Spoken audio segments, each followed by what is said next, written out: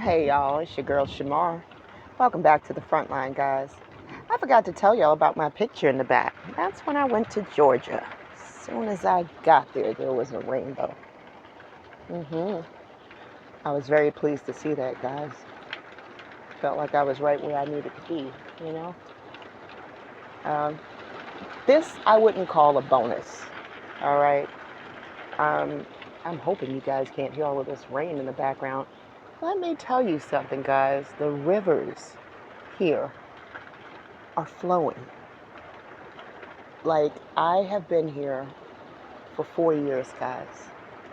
And I remember going out with Gavin one day and saying, I like to test his little brain sometime and keep him thinking, You guys, I'm sure y'all do that with your own kids, right? And we're walking over bridges that are bone dry here. All right, the Santa Cruz, San Pedro, they're all bone dry.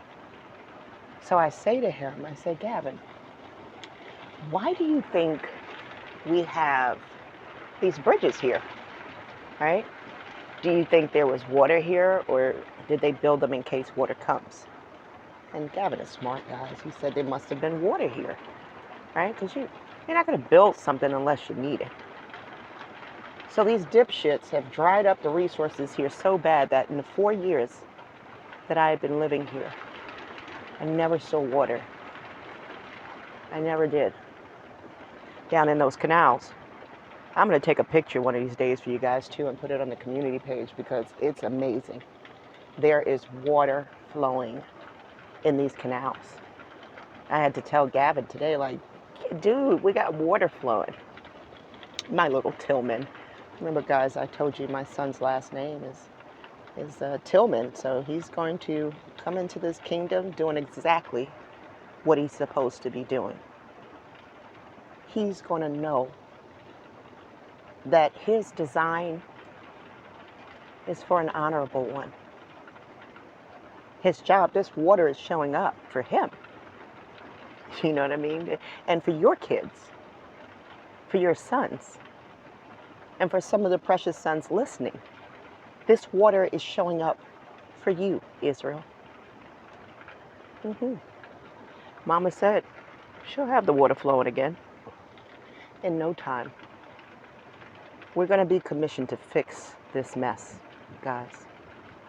All right? And the water is flowing.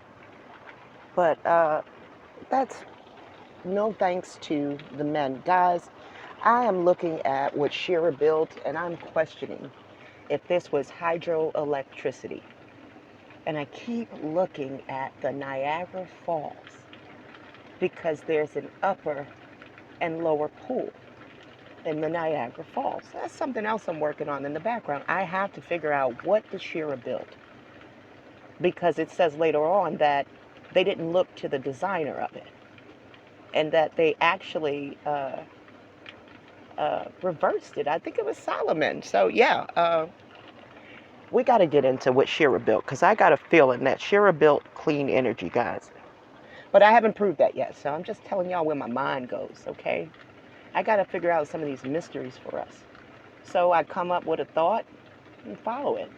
Mama probably plants that thought. It ain't even mine, I imagine, right? Because I ain't that brilliant, guys, all right? All right, but I want to talk about this honorable task, guys, and I don't want to leave y'all on a cliff, right? Okay, so the tillers didn't want to till anymore, right? And you'll have this question. Why did the Israelites keep worshiping Baal? Right? We had Marduk, we had Ishtar, we had a couple of these deities running around, but their favorite was always Baal, right? And I told you guys the other day, I was trying to find this decree in my last episode, and I was bumbling. I couldn't find it to save my life. And that's because it was in the first chapter. All right, guys, so I want to cover that really briefly and show you what I'm talking about when we talk about the paterfamilias, right, guys? This decree that I know I've seen, all right, coming out of Rome. So now when you link what happened in Esther, it's going to make sense to you guys. The Persian Empire was a worldwide empire. Okay, guys, it wasn't a local empire. So it would make sense that if they sent out a decree, it went out worldwide. So we should see evidence of it in other cultures, right? Yeah, and we do, and I'm going to show you today. So let's go to Esther 1 real quick, guys, because I want to read this decree to you guys real quick, okay? Because when I tell you what they did was got rid of all of any wise woman. They put this woman up under this guy's nose, and he's a man of a foreign nation. All right, so look at this. And remember, guys, I done told y'all that this happened right here in Tucson. Tucson is all Tucson. All right, guys, this is happening right here. Go look at my episode. Shushan is Tucson, which is Susan. Okay, guys? All right, in the days of Xerxes, who reigned from India to Ethiopia, over 127 provinces. When he sat on the throne of his kingdom, the city of Susan was the capital of his kingdom. Now, in this year of his reign, he made a great feast for all the princes, for his servants, and for the most mighty of the Persians, and the noblest of the Medes, and the governors of the provinces in his sight, that he might show the riches of the glory of his kingdom, and the greatness and the boasting of his power, okay, for a long time, to wit, for 180 days. So he put on a party, okay. They couldn't nobody party like the Persians partied, apparently. This dude put on a party for 180 days. All right, guys, just revelry. This is what he did. All right, and when the days of the feast were expired, he invited all the people that were found in Susan, from the greatest to the least, and commanded a feast to be made 7 days in the court of the garden and of the wood, which was planted by the care and the hand of the king. And there were hung up on every side sky-colored and green and violet hangings, fastened with cords of silk and purple, which were put into rings of ivory and were held up with marble pillars. All right, guys, so this kind of reminds me of that story about the Hanging Gardens, too. You know what I mean? The beds also were of gold and silver, placed in order upon a floor paved with porphyry. All right, we're going to let that roll. And white marble, which was embellished with painting of wonderful variety. And they that were invited drank in golden cups, and the meats were bought in diverse vessels, one after another. Wine also in abundance, and the best was presented, as was worthy of a king's magnificence. Neither was there any one to compel them to drink that were not willing, but as the king had appointed, who set over every table one of his nobles, that every man might take what he would. All right, so this was this king's attitude. He wanted the men to be able to have, access to everything they wanted, okay? Also, Vashti, the queen, made a feast for the woman in the palace where King Artaxerxes was used to dwell. All right, so Vashti is the queen. One day I want to get into that queen word, guys, because that wasn't a word Israel was using. And I keep feeling like that's linked to that harlot spirit. Because we see Esther, eventually become queen. We see Bathsheba. We see everybody who got questionable character with this queen title, okay? So, and we see Sarah as chief. So if I want to be anything, okay, I'm not aiming for queen. All right, guys? Now on the 7th day, when the king was merry, and after very much drinking was well warmed with wine, always W's, he commanded Mammon and Bazath and Harbon and Bagatha and Abagatha and Zethar and Carcass, the 7 eunuchs that served in the presence. Oh, I gotta call her back. I haven't spoken to that chick in a long time. To bring in Queen Vashti before the king, with the crown set upon her head, to show her beauty to all the people and the princes. for she was exceedingly beautiful. Now notice, all they mention her wearing is the crown. So people say, was he telling her to show up with just a crown on? I got my do not disturb on, so how notifications getting through? Or was he telling her to show up with her crown on and just show him how beautiful she was? Okay. This guy is drunk after 100 and something days of drinking and carrying on with his fellas. I tend to believe he was telling her to show up with just her crown on. Okay. But I can't prove that. This is my hunch. But let's just go with he's telling her to show up either way. All right. So he tells them to bring her in. All right. Number 12. But she refused and would not come at the king's commandment, which he had signified to her by the eunuchs. Whereupon the king became, being angry and inflamed with a great fury. So this is what gets this whole thing with Esther, the wheels in motion with that whole seeking a virgin, right? Vashti's like, I'm not coming out there. You know, she's got some morale to herself. You know what I mean? She's not trying to parade her body and come out and flaunt, you know, her curves or her cleavage, you know, or her nakedness, whatever he was telling her to do. Only she knew, but she had the guts to say, I'm not coming out there to do that. Are you out your mind, mister? You know? All right, Queen Vashti deposed. Oh, Queen Vashti refusal. No, deposed. Okay, so we're at 13. Asked the wise men. All right, he was angry, so he asked the wise men, who, according to the custom of the kings, were always near his person. And all he did was by their counsel, who knew the laws and the judgments of their forefathers. So we know that this is a patriarchal system that we're dealing with right off the bat, okay? Now the chief and nearest him were Charson, all of these people right here. I'm not going to go through their names, all right?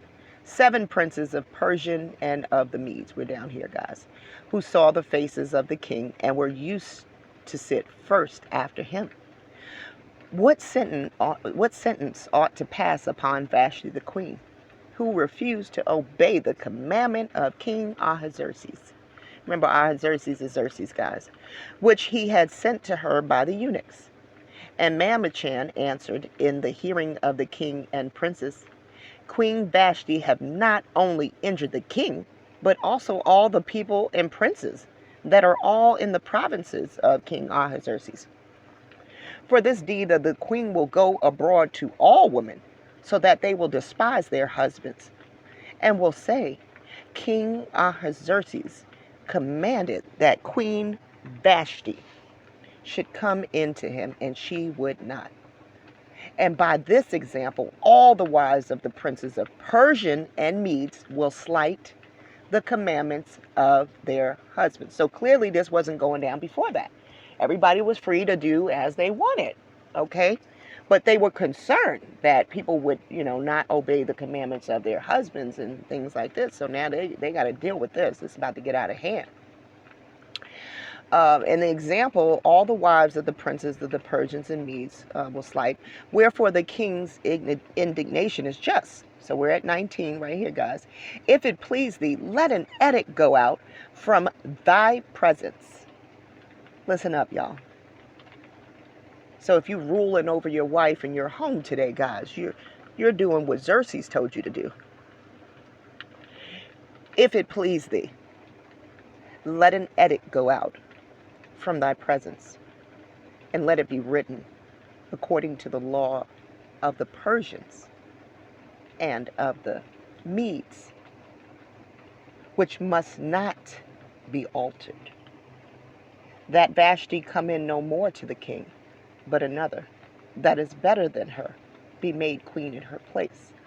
And let this be published through all the provinces of thy empire, which is very wide. And let all wives, okay, all wives, okay, right here, guys. So when Shamar tell y'all that this went out, y'all can believe it, but I want to prove it to you guys, all right? And let all wives as well of the greater, okay, so whether you was a king or of the lesser, a servant, give honor to their husbands. You see that? This is where this law came from, guys, where you think that you're supposed to be her ruler, her BAAL. Okay? That's where it came from. Whether you was a king or a slave, you were somewhat a king in your house because she had to listen to you. Now, what was happening before this came out? Huh? Because we see over here that some of these men are calling themselves chiefs, right? Where to go? The chiefs. Oh, there we go. But we see in Israel, who's the chief, guys? Say it with me. Sarah. Sorry, Sarai. I'm starting to think that Sarah is just a title, guys, much like Abimelech. I don't think that it's necessarily a name. I think they've turned it into a name. I think her name may have still been Sarai, but he was telling her, you don't call her by her name no more. You call her chief. Okay? Can I prove it? No. But I'll tell you this. If you want to believe it's a name, okay, I'll come back over here with you. Let's believe it was a name. All right? Either way, she was the chief. Okay? You see these men, this kingdom over here, their men are chiefs. Okay? They are ruling the world. This is the Persian Empire, guys. You know what time it is. You've seen that movie 300. All right, guys. So this is what was going down, and this is how we got here. Remember what I told you guys, that if you were the master of a household, you were engaged in a religious service, right? Remember I showed you guys that. All right, so we know what was going on here, and we know who we're following when we engage in this, right, guys? Right, husbandmen? We're following the Persian rule. So let's check out another place where this type of practice was happening, because when I say these words, I want to show y'all what I'm talking about, right? Pater Familias, law and legal definition. Some people will say the pater. I'm saying the pater. So whatever. Pater familias is the Latin term for father of the family, or the owner of the family estate. You know what? Owner. O-W-N-A-H. The husband and BAAL. It's a play on words. The owner of the family estate. Yeah? Houseman? You're the only owner of the family estate now? Okay. It is a term originated in Roman law. The paterfamilias held law. Now, they're going to act like they just came up with this law and it was their right to do it. It sounds like they were under the Persian rule at the time, possibly when they enacted this law. You know, but why wouldn't they want to enact this law? It didn't matter what day and age they were living in. This was a law beneficial to men. So it could have been yesterday, 300 years ago, and 5,000 before that. They would have enforced this law. It was beneficial to the men. This is the brotherhood. This is the patriarchy.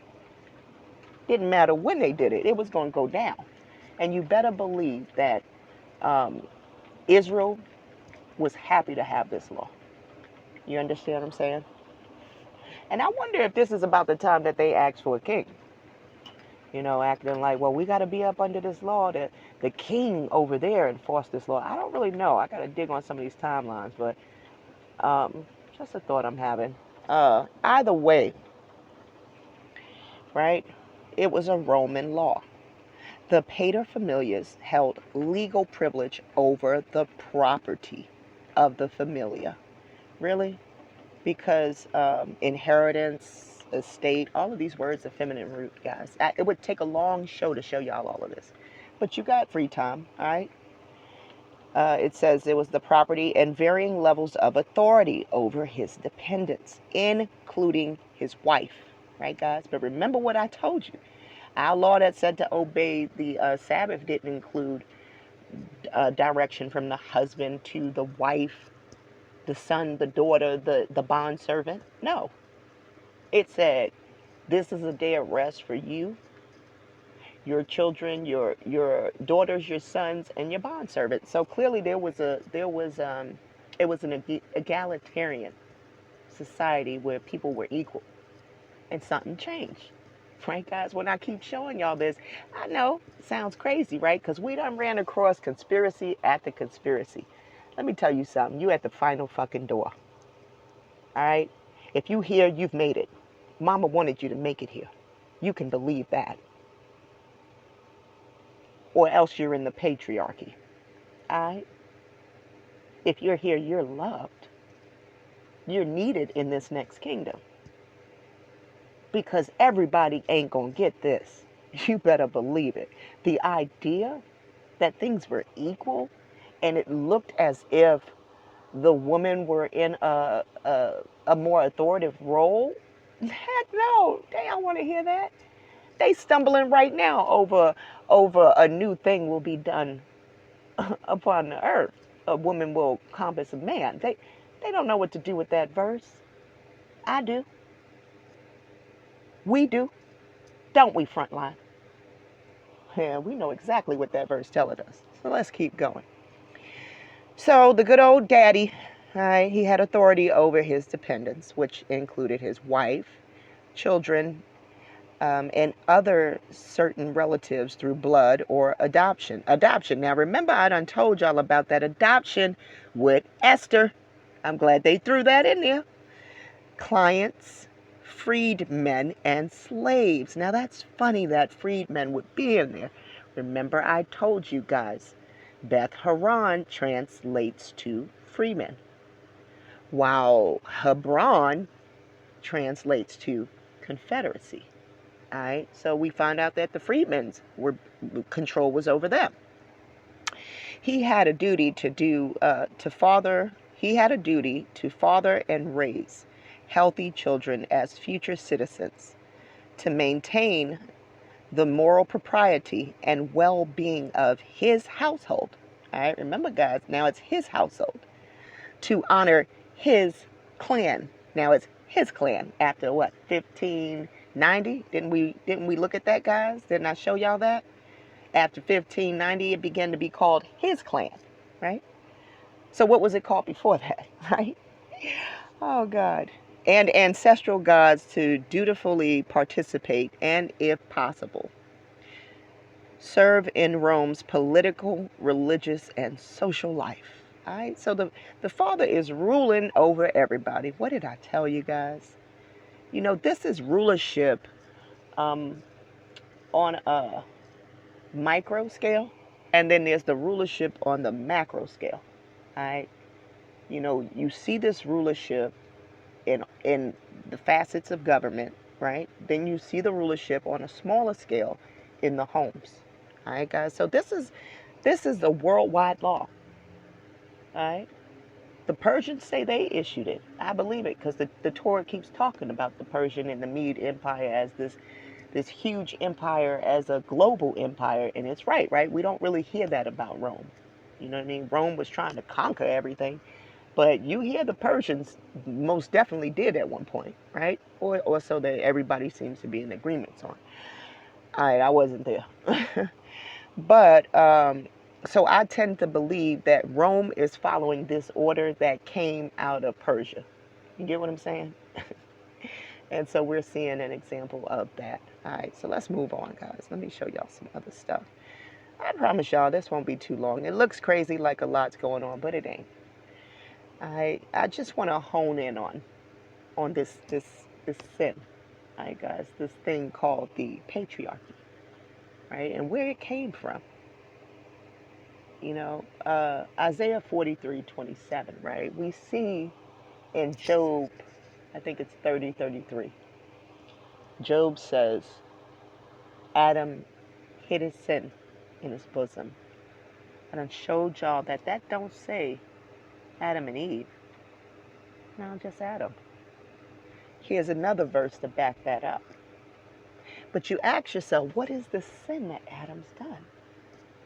I see it very clearly over here, guys. Adam is livid.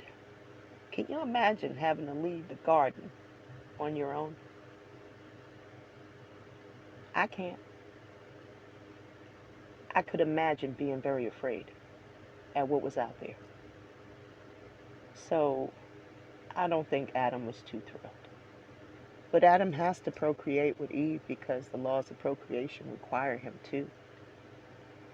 So they have what I think is like conjugal visits, you know what I mean? And continue to have children.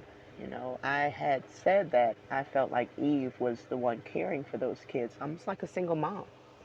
You know, and it's so funny to know in my mind that I see that situation like that. Whether anybody else does or not, that's just how I read it. You know, there's nothing in the Torah to support this, but this is how we've done things now. So why would it be any different? Is what I would ask anybody to consider. But you know, and I say that because Cain is later kicked out of the garden. So who was he in the garden with? Then you get, you know what I'm saying? So anyhow, we see that this verse right here doesn't mention your earliest ancestors, you know, with an S on that word. No, it's singular. A person, typically one more remote than it's going to continue saying something. Let's see. Than a grandparent or one whom is descended. So, a person, your earliest ancestor sinned. Y'all know I love the Douye reams. Where's it at? Thy first father sinned, and thy teachers have transgressed against me. Really? Your interpreters, your leaders. Who are the leaders right now?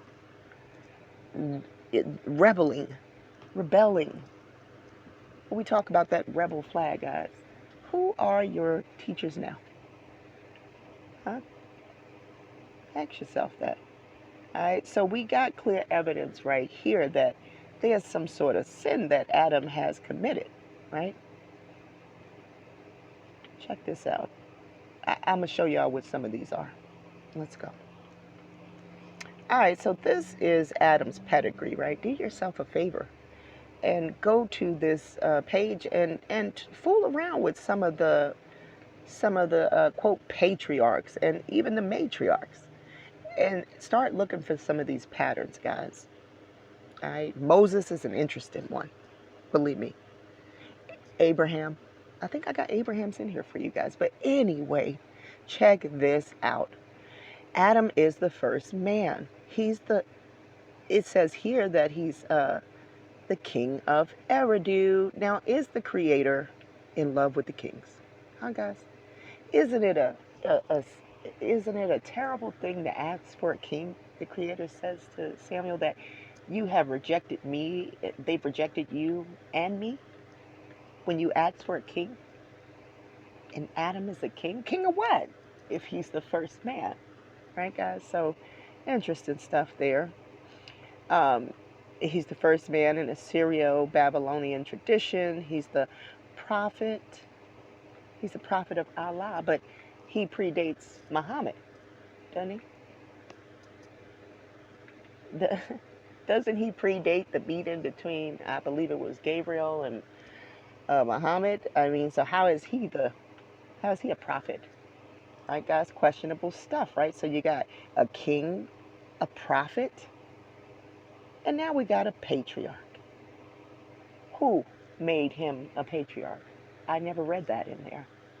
I read that Eve becomes the mother of all living. Right, guys? I read that Noah receives some sort of covenant between him and all of his descendants. So I don't know where this patriarchy stuff is coming from, okay? So clearly, if you're looking for that first sin, it's starting to look like this patriarchy stuff here. Like I've been telling y'all, right? Who made Adam a patriarch? Now let's look at some of his grandchildren down here. Okay, we got a few things listed. We got him definitely linked to who? Rome. When Shamar tell y'all this though, no, I don't know. I don't know if y'all be, I know y'all be listening. I'm just teasing. So check this out. I want to look at Abraham real quick, guys. Because you're going to see Abraham is listed as a who? A patriarch. But is that what the Creator said? Or is this the paterfamilias? Is this what Persia said to do? Is this BAAL worship? Huh, guys? Because that's what it looks like to me. This wasn't what the Creator had set up because Sarah's chief, right? This looked like what the Creator was trying to get rid of when he set Sarah up as chief. You know, I'm just trying to prove a point here, guys, because I don't want to beat y'all over the head too much, but we got to wake up. Y'all got to get ready for what's this transition that's going to happen, guys. All right? Respectfully. We got to get ready for our roles, whether we like them or not. This is the way it was set up. But these people right here, this guy, they didn't like it. I told y'all last week, Abraham didn't like it. He went looking for Abimelech, which is a title, later on, making covenants with him. How dare you? How you make a covenant with the Creator with somebody else about land the Creator gave you? Please tell me. Naomi's on fire. She dropped one today that seems to be kind of in sync with what I got going, guys. So y'all need to check this joint out. We are not grabbing this stuff out of nowhere, out of thin air. Mama is supplying all of this. All right, and look, he's definitely linked to Islam. Have I not said this, guys? Have we not discussed that he is most definitely linked to Islam thanks to this one right here, Ishmael? He's linked to the Midianites. Abraham is linked to quite a few people, okay? You're going to see the Semites there. You got to, because Isaac is, in fact, from his line. But he's blessed through Sarah, who has crowned him in the nation of Israel. Hagar crowned her son in their nation. Okay, Israel is crowned by the nation of, here we go. Israel is crowned by the nation through Sarah, okay? So the very name is going to equate to Israel. So we know what time it is. And here is Hagar's lineage. All right, so do yourself a favor. Toy around with some of this. Tell me what you find. I'd be interested to know. All right, let me see something right here. I'm going to end with this, guys. I just want to show y'all how when I tell you that we've been so misguided to believe that the woman plays a back seat in reproductivity, right? So what do I mean by that? You're your father's seed, right? That's what we've heard, that it is the father the child will have the bloodline of. It's the father that the child will have the last name of. It is the father's seed. All right, y'all know that we've heard this, that to get a full idea of who you are as a woman, you need a male family member to test for you. Well, that would be true, given I'm not carrying any Y or any, let me say, damaged X, right? Because y'all know I feel like that's just a damaged X. I don't believe a Y existed. All right, but you'd have to go back to one of my very, very early episodes to get caught up with that. I'm trying to stay focused, guys. And I want to talk real quick about a phenomenon. Maybe it's not necessarily a phenomenon. It can be in some species a phenomenon, or it just can be the way that they reproduce naturally. It's called parthenogenesis, right? Now, none of us, if we grew up in Christianity, are strangers to the concept of parthenogenesis.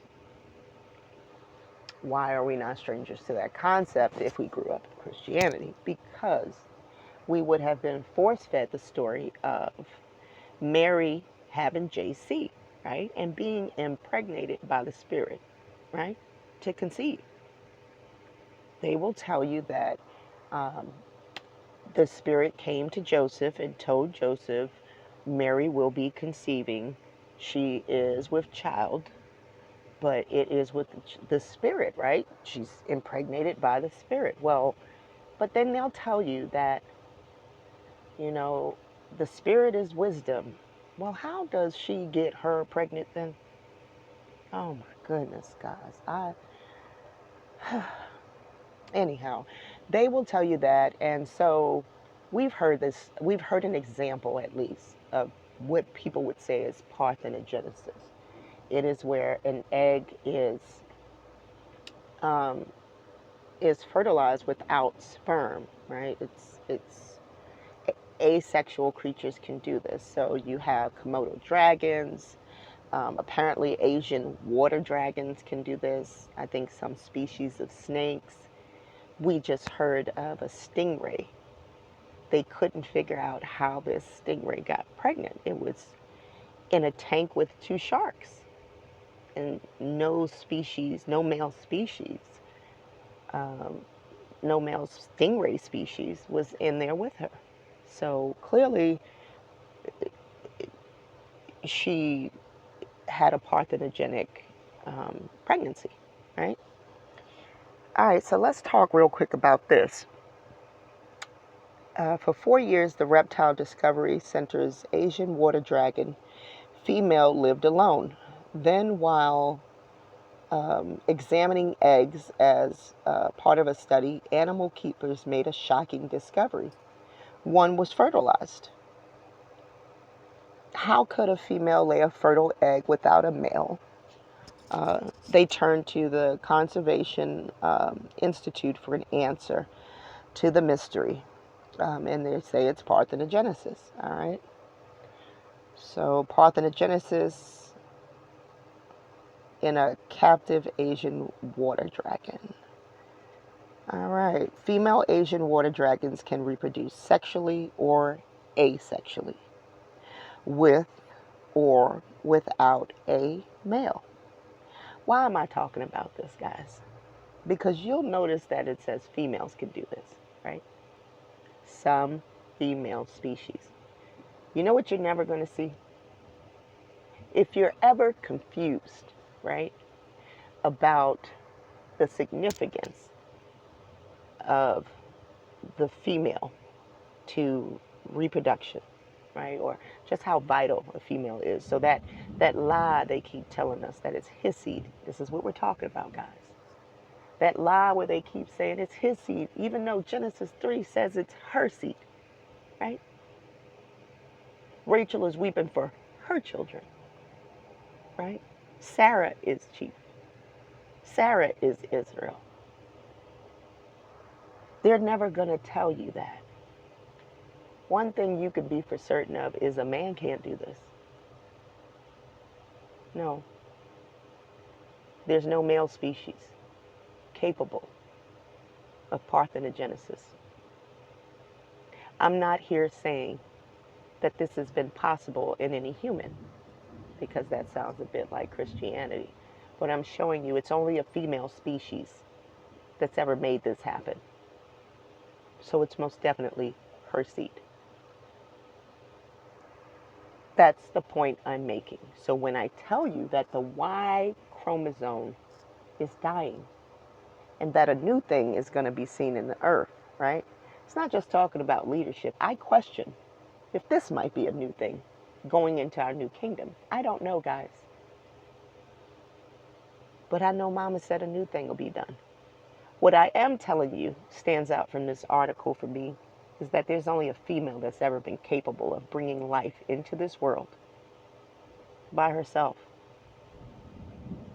It's never been shown to me that a man has ever done that. So where does this patriarchy have a right? Where does Daddy get the right to rule over everything, to flip it upside down? Because clearly, when the Creator said, Abraham, get this together, boy. You, you must be drunk too over there with King James. Clearly you're drunk. You better stop engaging in this patriarchy nonsense and respect her and respect the order that I've established. All right? And call her chief. It was because of this. It is her seed. Much like our mama is a creator, woman's role on this earth is as a creator as well. There's a reason why I said last week, if those tillers showed up without that tilling tool, but they had a calculator and a laptop, I associate that more with the women, like as if perhaps our minds are made to conceptualize at a different, or process information differently, guys, is kind of what I'm seeing. And I know that emotionally we are different creatures, but listen, clearly some men knew this at one point because, like I said, when that book of the law was found, they took it to Huldah. The Creator is asking Abraham to have Sarah be chief. So this is backed up.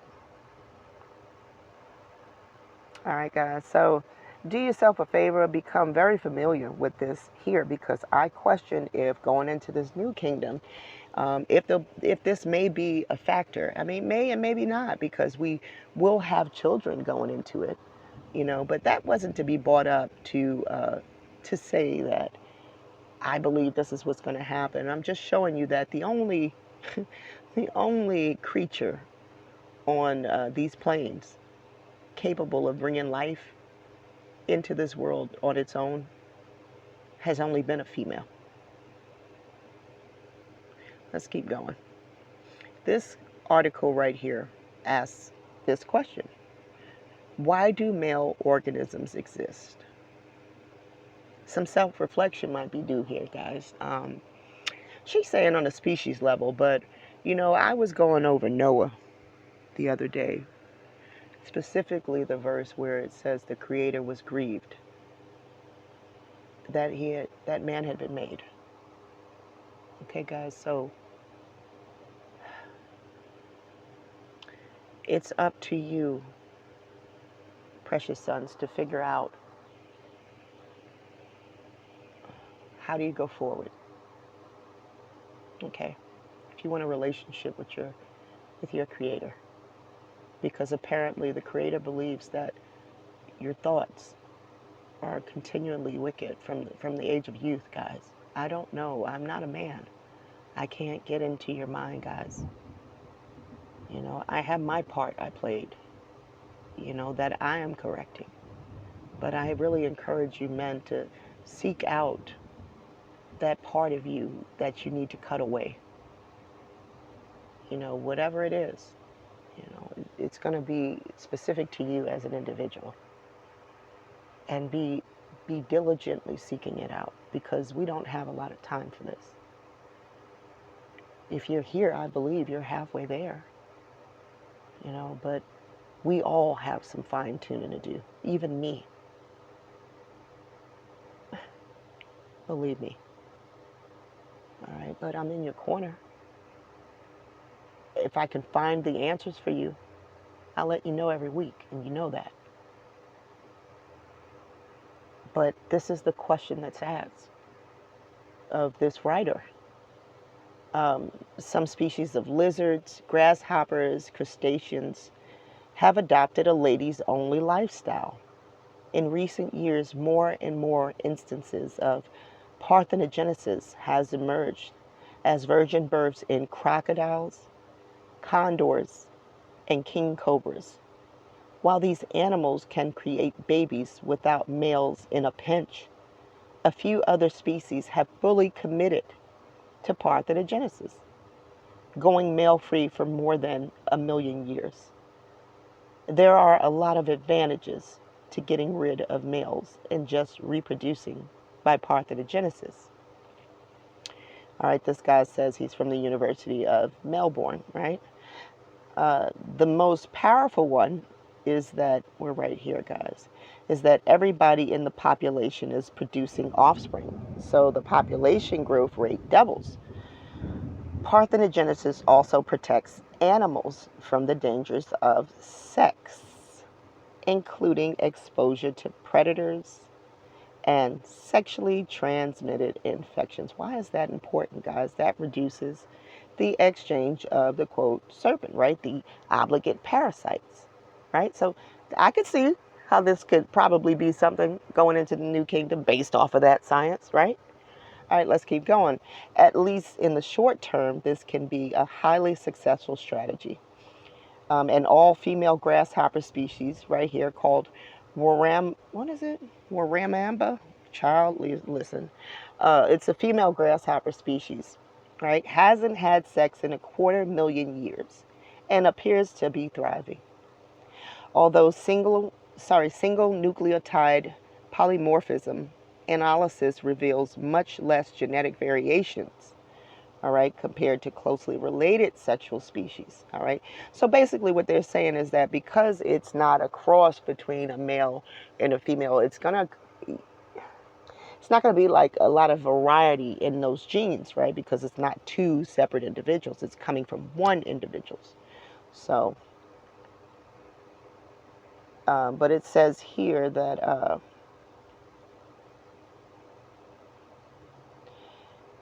they don't see really old parthenogens, so something gets them in the end. Sex mixes things in a particular way, bringing together new combinations of genes that might be advantageous. See, guys? So that's the advantage of when you mix with two separate individuals, is that you'll have access to different combinations that could be advantageous, all right? This might help animals cope with changing environments and rapidly evolving pathogens. All right. Look at this. And indeed, older pathogen species may feel these costs, right? Why the older ones? Let's see. Some parthenogens have higher parasite loads. What did I say, guys? What did I just say when we were up there and we were talking about the disease? Now, why would they jump right to parasite loads? All right, guys? Because they know what time it is.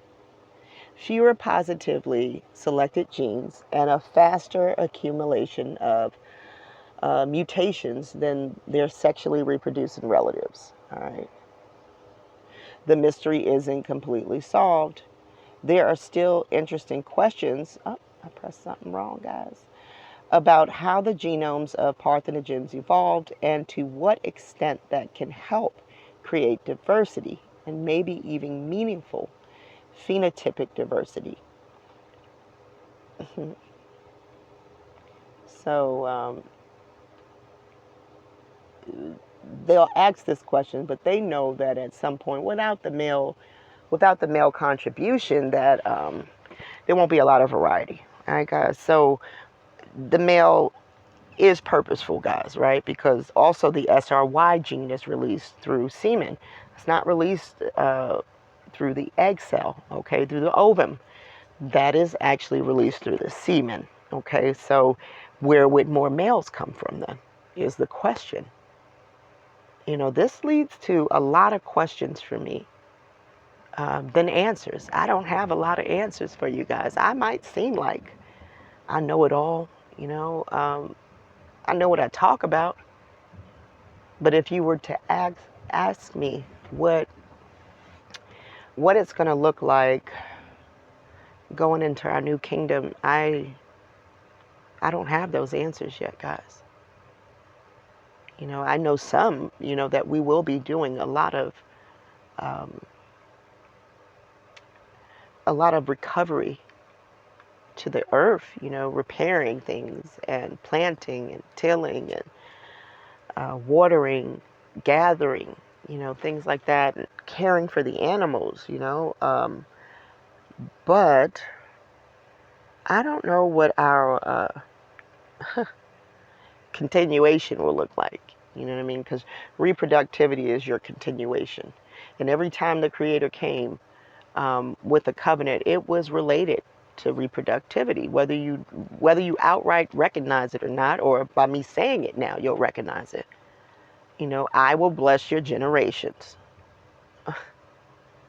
Okay, this is a blessing for your seed, your son, coming from Sarah. This is a blessing for Jacob, or you see what I'm saying? So, yeah, it was all around reproductivity. Okay, guys, so interesting stuff to, I guess, marinate on, guys, if you got some time. But you can be certain that I don't know why. Let me get out of this title because I don't feel like this is all that positive for the men. She titled it how she titled it. Um, let's see. I don't know. Let's go like this. What it'll look like for us going into that kingdom. But here's some things to ponder, guys. All right. And you can know for certain that it's her seed, just like I've been telling you. You know, um, we love you men, and I love you precious sons, and you definitely play a role. But it is time now that the world recognized our role. And that it is, in fact, your mama who crowns you. All right, guys. Much love to you guys from the front line. Thanks for tuning in. I'll see you guys next week. Take care.